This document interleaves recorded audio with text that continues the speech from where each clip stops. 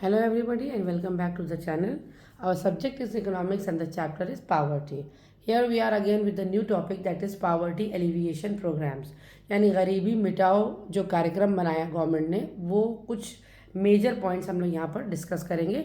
इसके अलावा बहुत सारी ऐसे प्रोग्राम्स हैं, ऐसी स्कीम्स हैं जो गवर्नमेंट ने बनाए हैं, वो रन हो रही हैं और लोगों को बेनिफिट हो रहा है। लेकिन हमने यहाँ पर कुछ ख़ास और कुछ इम्पॉर्टेंट खाली स्कीम्स को डिस्कस किया है। देखिए, पहला पॉइंट है इसमें Mahatma Gandhi National Rural Employment Guarantee Act, जिसको आम जबान में आपने सुना होगा मनरेगा की तरह लोग बोलते हैं मनरेगा में काम मिला है, जो कि पहले नरेगा था।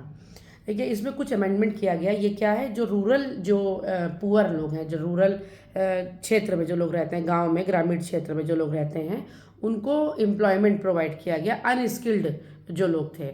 और इसमें ये गारंटी दिया गया था कि कम से कम 100 दिन का 100 डेज़ का वर्क यहाँ पर दिया जाएगा और एक वेज रेट को फिक्स किया गया, जिसको हम लोग दिहाड़ी बोलते हैं, उसको फिक्स किया गया कि इतना मिनिमम अमाउंट एक दिन के काम में, इतने बजे से इतने बजे तक के काम में इतना पैसा मिलेगा। और ये एक बहुत बड़ा प्रोजेक्ट है गवर्नमेंट का जो अभी भी रन कर रहा है और इससे बहुत ज़्यादा काफ़ी लेवल पे लोगों को इससे बेनिफिट हुआ है, लोगों ने इससे अर्निंग किया है और काफ़ी घर इससे रन कर रहे हैं। सेकेंड पॉइंट है यहाँ पर प्रधानमंत्री आवास योजना। देखिए, प्रधानमंत्री आवास से नाम से समझ में आ रहा है, आवास का मतलब होता है घर या रहने की जगह, निवास। तो आवास योजना में ये गारंटी दिया गया था, ये स्कीम चलाया गया था कि जो रूरल पुअर हैं, जो लोग शहरी क्षेत्र में जो लोग रहते हैं, उनको हाउसिंग प्रोवाइड किया जाए, घर प्रोवाइड किया जाए, हाउसिंग फॉर ऑल, ये इनका एम था यहाँ पर।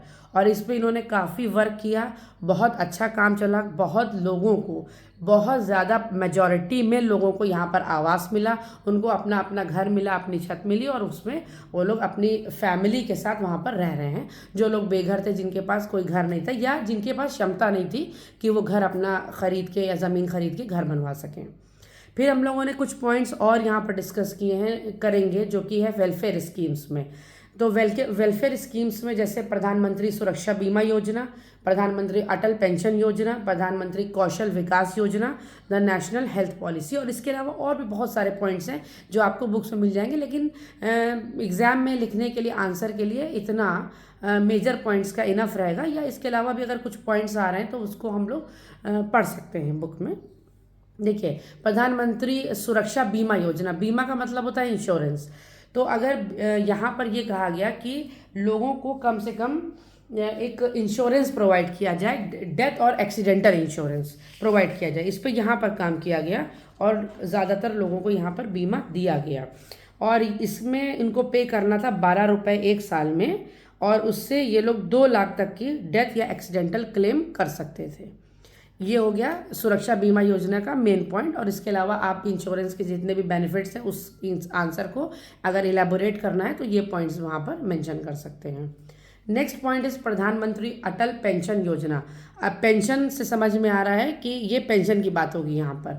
पेंशन क्या होती है, जब लोग रिटायर हो जाते हैं, किसी भी डिपार्टमेंट में काम कर रहे हैं और उनकी एज 60 ईयर्स हो गई, उसके बाद जब उनको रिटायरमेंट मिला तो गवर्नमेंट उनके काम करने के बदले उनको ओल्ड एज में अपने घर खर्च के लिए, अपने दवाइयों के खर्च के लिए कुछ पैसा देती है, उसको पेंशन बोलते हैं। तो यहाँ पर अटल पेंशन योजना में सारे लोग जो 60 ईयर से ऊपर के लोग हैं, जो वर्किंग थे अनऑर्गेनाइज सेक्टर में, उनको बेनिफिट देने के लिए ये योजना चलाई गई थी। और इसमें 18 से 40 साल 18 to 40 ईयर्स के लोग एलिजिबल हैं और इस स्कीम को ज्वाइन कर सकते हैं। इसमें इनको 1000 रुपये मिनिमम पर ईयर देना है, 5 साल के लिए जमा करना है, और उसके बाद उनको 1000 से 5000 के बीच का अमाउंट मंथली मिलता रहेगा एज अ पेंशन।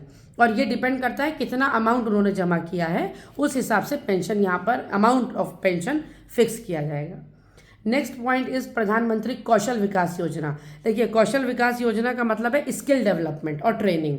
यहाँ पर जो ज़्यादातर ऐसा देखा गया और गवर्नमेंट ने इस चीज़ को सर्वे के थ्रू पता किया कि जो 10th और 12th करने के बाद बहुत ज़्यादा बच्चे ड्रॉप आउट हो रहे थे, क्योंकि उनके ऊपर घर चलाने का प्रेशर बन रहा था, उनको घर खर्च के लिए पैसे देने थे, तो वो अपनी स्टडीज़ को कंटिन्यू नहीं कर पा रहे थे। इसलिए गवर्नमेंट ने उन बच्चों के लिए कौशल विकास योजना बनाई, ताकि उनको स्किल्स, एक नई नई चीज़ें, हुनर उनको नया सिखाया जाए, नई चीज़ों को की ट्रेनिंग दिया जाए, स्किल्स उनको सिखाए जाएं और उसके बाद उसी के बेसिस पे उनको जॉब मिल सके।